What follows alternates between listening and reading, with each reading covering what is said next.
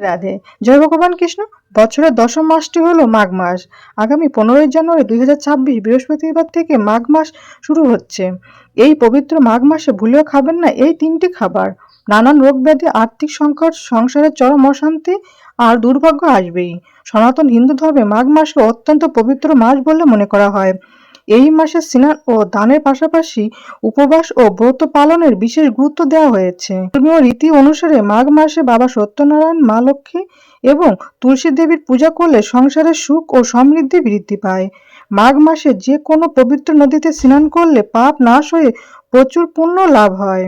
পদ্মপুরাণে বলা হয়েছে যে মাঘ মাসে শ্রীহরি বিষ্ণু গঙ্গা স্নান করে যতটা খুশি হন, পুজোয় তিনি ততটা খুশি হন না। পুরাণ অনুসারে গৌতম ঋষি মাঘ মাসে ইন্দ্রদেবকে অভিশাপ দিয়েছিলেন। তখন প্রায়শ্চিত্ত করতে ইন্দ্র মাঘ মাসে গঙ্গায় স্নান করেছিলেন এবং এরপর তিনি অভিশাপ থেকে মুক্তি পান। নমস্কার বন্ধুরা, আজকে নতুন পর্বে আপনাদের সকলকে জানাই আন্তরিক শুভেচ্ছা ও স্বাগতম। আজ আমরা জানবো স্বয়ং ভগবান কৃষ্ণের বলা মাঘ মাসে কোন কোন তিনটি খাবার ও সবজি খাওয়া উচিত নয়। এই মাসে যে সবজিগুলি খেলে জীবনে ঘনিয়ে আসতে পারে চরম দারিদ্রতা, পরিবারের সদস্যদের লেগে থাকবে নানান রোগ ব্যাধি, এমনকি সন্তানহীনতা পর্যন্ত হতে পারে। এছাড়া কারণে অকারণে ঘরে বাইরে সৃষ্টি হতে পারে অশান্তি। আপনি ভালো কাজ করলেও লোকে সেটাকে ভুল বুঝবে, সংসারে নেমে আসবে চরম দুর্ভাগ্য। আপনি মাঘ মাসে কোনো ব্রত পালন করুন অথবা না করুন, কিন্তু এই মাসে অবশ্যই শাস্ত্র অনুসারে নিষিদ্ধ খাবারগুলি এড়িয়ে চলুন। তাহলে আপনি আর আপনার পরিবার সুস্থ ও সুরক্ষিত থাকবেন। বন্ধুরা, পঞ্জিকা অনুসারে মাঘ মাস শুরু হচ্ছে ইংরেজি 15ই জানুয়ারি 2026 বৃহস্পতিবার থেকে এবং বাংলা মাঘ মাস শেষ হবে ইংরেজি 13ই ফেব্রুয়ারি 2026 শুক্রবার। বন্ধুরা, মাঘ মাসে নিষিদ্ধ খাবারগুলির মধ্যে প্রথমে যেটির কথা বলবো সেটি হলো মেথি। মেথিকে মশলা, খাবার এবং পথ্য তিনটেই বলা চলে। মেথির স্বাদ একটু তেতো ধরনের। এতে রয়েছে রক্তে সুগারের মাত্রা কমানোর শক্তি।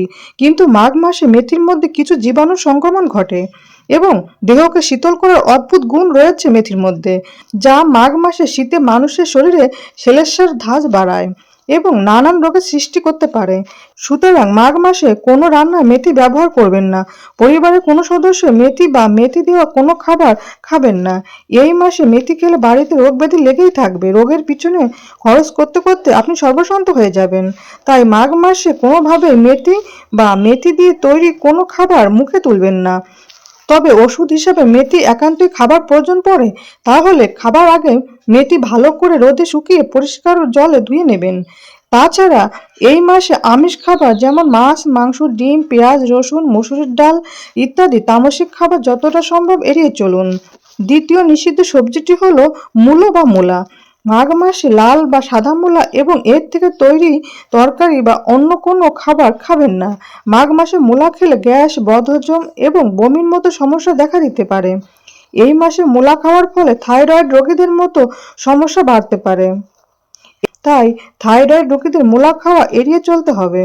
এছাড়া ডায়াবেটিস রোগীদের জন্য ক্ষতিকারক হতে পারে মূলা।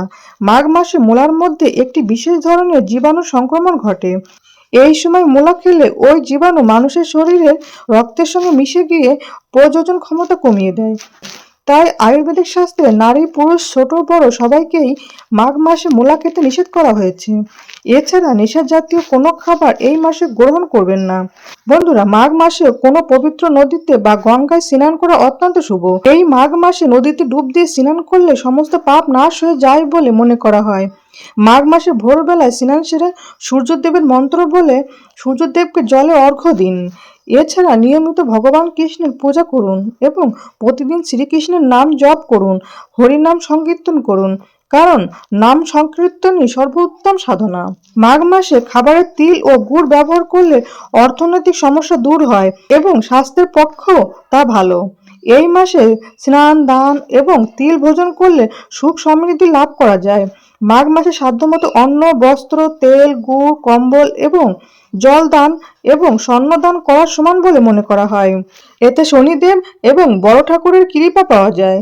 এই মাসে ভগবান বিষ্ণু সহস্রনাম পাঠ ও গীতা পাঠ করলে বৃহস্পতির আশীর্বাদ পাওয়া যায় এবং দাম্পত্য জীবনে সুখ আসে। শাস্ত্র অনুসারে মাঘ মাসে তৃতীয় যে নিষিদ্ধ সবজিটি খেতে নিষেধ করা হয়েছে সেটি হলো ধুনিয়া বা ধনে। মাঘ মাসে ধনিয়া বা ধনে রান্নায় ব্যবহার করলে বুকের ব্যথা, গলা শুকিয়ে যাওয়া, সর্দি কাশি এবং শ্বাসকষ্টের সমস্যা বাড়িয়ে দিতে পারে। সুতরাং মাঘ মাসে রান্নায় ধনিয়া বা ধনে ব্যবহার করবেন না এবং তা কোনোভাবে খাবেনও না। এছাড়া বেশি ভাজাভুজি খাবার মাঘ মাসে না খাওয়াই উচিত। বন্ধুরা, আশা করি ভিডিওটি আপনাদের কাছে সামান্য হলেও উপকারে আসবে।